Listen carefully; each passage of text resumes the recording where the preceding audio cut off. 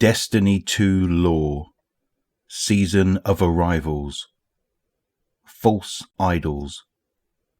The high priest knelt before his withered god, mired in the ambivalence of shattered ideology, his faith replaced by the reality of Zol's failure. No wisdom or debased ritual buried in decrepit tomes could restore what was lost, nor was he inclined to attempt such an act. Disillusion swept over the will of thousands, silenced by light and code. He would have called this an act of heresy once, when the truth had not yet been revealed.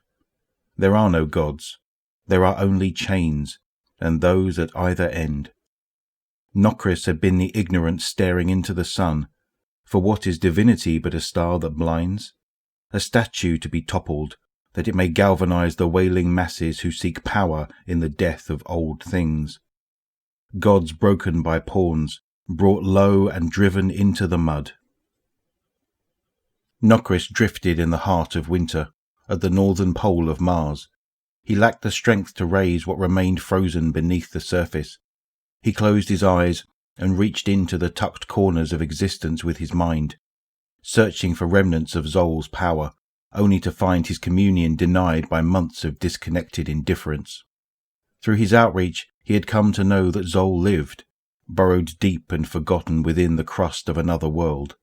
He had grazed the edge of confirmation with his old god, only to feel it wriggle away, apathetic and eager to break ties. Nokris, too weak to fulfill his purpose, was abandoned. The worms sought to be wielded by another, to fill their hands with power as self-justified servitude in the bowels of Io. Despite the many traces of Zol's influence remaining on Mars, none would serve him better than the scrap of wormhide he gripped within his claws. He may be unable to produce the death necessary to feed its appetite and coerce paracausal change from it, but he knew those who could foster the necessary violence. A plan began to form in his mind, whispered from deep recesses he had not explored in many years. He had held the scrap taken from Zol's remains for so long that it had eaten grooves into the bone plating on his hand. With it he intended to force open that which had always been kept from him by the logic of the sword. He meant to craft his own ascendant gate from the grave corpse legions of his risen brood. Fetid ranks of thrall, rotted beneath rime on cracked chitin, encircled him and awaited the ritual, their refurbished flesh, soul fire kindling. He drew upon the deep and let the latent tethers clinging to Zol's slough guide his will until he could mould reality around it. The bait was set. Agents of the sky were expected, and so they came with fury and the fuel of death. They did as they were built to do, obsequious and domineering. They knew no other way but to cleanse that which stood in opposition to their arresting light. Their righteous carnage birthed Nokris's transition, and his snare drew watchful eyes from the taken throne. The sky vassals stormed the penumbral depths, as they had done many times before. Their fear of Zol's resurrection drove their furor like searing irons at their back. Fear he had twisted to his purpose. His death, an offering that would seal the spell and create a pinprick piercing through which his soul could slip into the ascendant plane. But guile was the language of a more ancient player, and she had taken notice of his cunning. She directed Nokris away from his destination to instead wash upon the shores of her court. As his vision cleared, his eyes strained to see the taken queen, cloaked in the midnight glory of an event horizon. A singularity throne perverted the space before him. The queen of lies, wrapped in distortion and gravitational lensing, sat within its inestimable depth. Her voice was distant, red-shift discord and all around him. Her presence, the realm itself, boundless and willing to take. Savathun's words spewed forth. Breaker of pacts, a heretic stands here. What denial has yet to be given that you would return to me? I feed the worm, and still it faltered, he said. Nokris stared directly into the empty point of space, continually caving in on its form. He could barely define her silhouette within the warp. To falter is its nature. Savathun's words were tinged in curiosity, though not by your efficacious methods. Nokris preened the flesh of his face back to display a skeletal smile. The sword bears no truth. The worms are gods of thin ambition and rain vast nothing. Brave words in this place. Do you not think they are watching? Nokris bowed his head for the first time since he was drawn here. The queen is clever. You did not share my father's single-minded ambition, nor my brother's taste for glory. You wish to serve me? The thin image twitched within the backlit accretion glow. My life is spent. Servitude to those who cast me away. Our blood is all that remains of the old pact. Then let us make use of each other. Nokris raised his gaze. What use would I be to a god? No gods. He nodded. So it has always been. Savathun's voice converged onto him from every direction.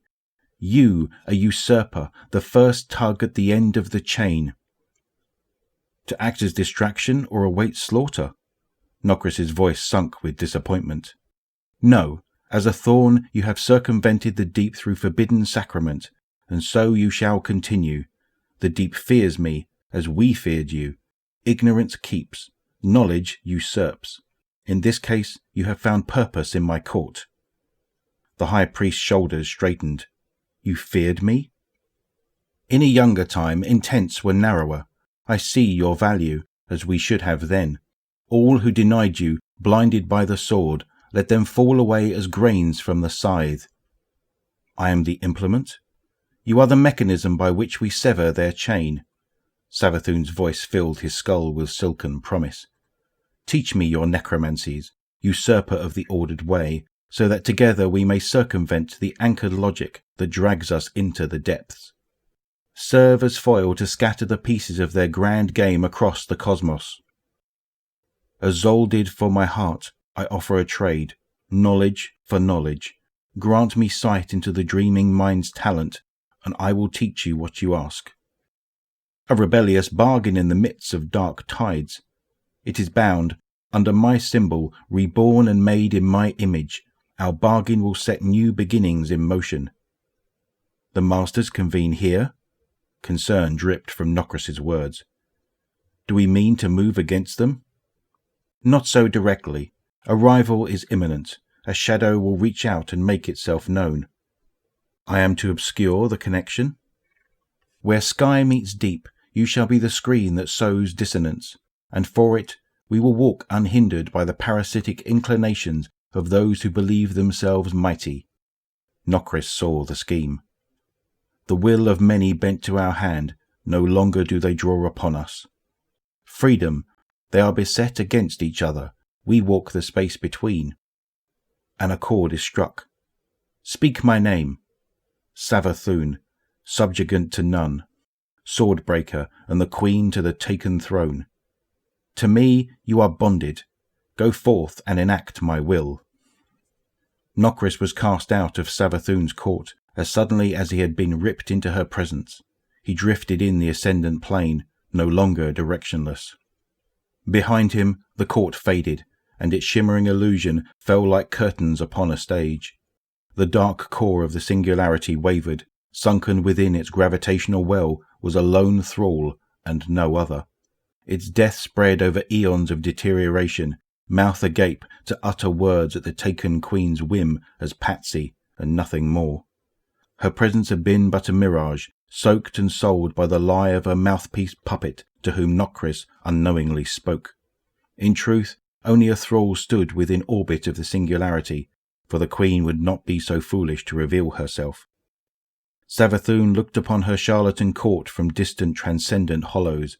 Her nascent alliance had produced power twinfold in that of Nokris's devotion, as well as his deception through her mouthpiece thrall positioned within the singularity.